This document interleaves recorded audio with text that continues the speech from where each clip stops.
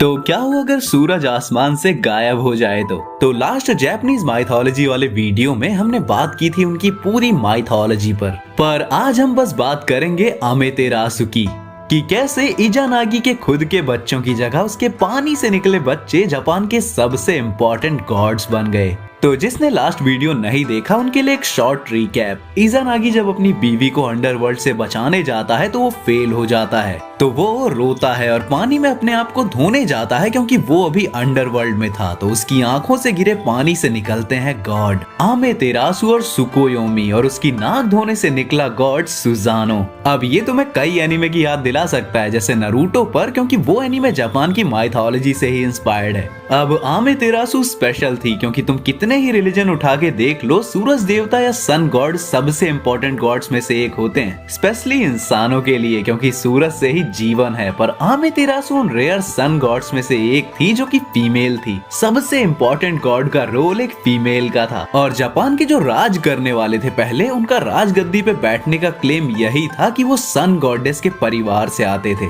अमेतेरासु का पूरा नाम ही अमेतेरासु ओमी कामी है, जिसका मतलब गॉडेस जो स्वर्ग से लाइट देती है, और कामी वहाँ गॉड्स को ही बोला जाता है। अब अमेतेरासु एक परफेक्ट गॉडेस थी, वहीं सुकोयोमी जो मून गॉड था वो ईगो वाला था, क्योंकि जब उसे पता चला कि एक गॉडेस उल्टी करके खाना बनाती है, मतलब खाना उसके मुंह से निकलता है, तो उसने उसे काट के धरती पर फेंक दिया। और यही वजह है कि मून और सन मोस्ट ऑफ द टाइम दूर दूर ही रहते हैं। वहीं सुजानो वो एनीमे के हर जर्क बंदे की तरह था, सबको परेशान करना उसका काम था क्योंकि वो सी गॉड था। अब तुम समुद्र के साथ करोगे ही क्या, तो सुजानो के पास बहुत खाली टाइम था छिछोरागिरी करने के लिए। पर सुजानो की एक ही इच्छा थी कि उसे अपनी माँ से मिलना था। उसके पापा ने फिर उसे एक लात मार के स्वर्ग से निकाल दिया कि तुझे इतनी इच्छा है उसे मिलने की तो अब अंडरवर्ल्ड में ही चला जा। अब तुमने अगर पिछला वीडियो देखा है तो तुम्हें पता ही होगा कि आगे क्या हुआ। बेसिकली सुजानो अपनी बहन से मिलने गया और दोनों के बीच झड़प हो गई। अब मैं डिटेल में नहीं जाऊंगा क्योंकि लास्ट वीडियो में मैंने तुम्हें एक डिटेल्ड कहानी सुनाई थी जो कि एक्यूरेट नहीं थी।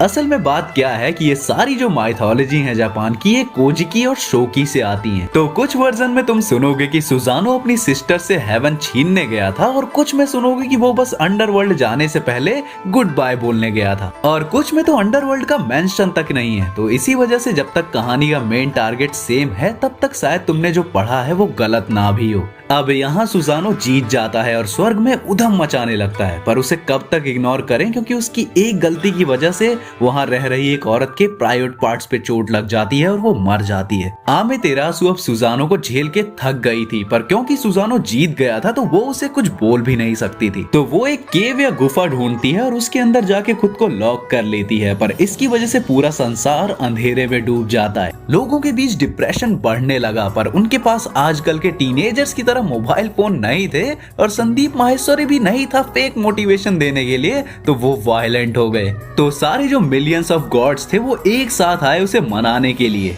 अब जापान में ये एक श्राइन है अमानो इवातो नाम से। ये श्राइन उसी केव पे बनी है जहाँ सन गॉडेस छुपी हुई थी। तो सारे गॉड्स इसके बाहर बैठे। अमेनो उजू में जो गॉडेस ऑफ ह्यूमर और डांस थी वो सामने आई और एडल्ट डांस करने लगी। एडल्ट बोल रहा हूँ तो तुम सब अपनी इमेजिनेशन यूज कर लेना, इसमें कपड़े इंक्लूड नहीं थे। और इसकी वजह से सारे गॉड्स खुश हो गए, चिल्लाने लगे जैसे जिंदगी का पूरा मजा ले रहे हो। अमेतेरासु ने पूछा कि ये क्या चल रहा है, तो उन्होंने बोला कि उन्हें दुनिया की सबसे ब्यूटीफुल गॉडेस मिल गई है। जब अमेतेरासु ने बाहर आके चेक करने की कोशिश की तो उन्होंने एक बड़ा सा कांच रख दिया सामने, जिसमें अमेतेरासु ने खुद को देखा और वो खुश होके सारा गुस्सा भूल गई। वैसे तुम ये ट्रिक गर्लफ्रेंड पे भी यूज कर सकते हो। पर दुनिया में लाइट वापस आ गई और फिर गॉड्स ने सुजानो को पकड़ा, उसके बाल काटे और उसे पनिश करके लात मार के स्वर्ग से निकाल दिया। अब उसके साथ क्या हुआ वो तुम मेरे जापानीज माइथोलॉजी के पार्ट 1 में देख सकते हो, पर ये थी अमेतेरासु की और detailed story with some fun facts. तो तुम्हें वीडियो कैसा लगा कमेंट में जरूर बताना, और अगर तुम्हें जापानीज माइथोलॉजी के और भी पार्ट्स चाहिए तो चैप्टर 2 कमेंट कर देना।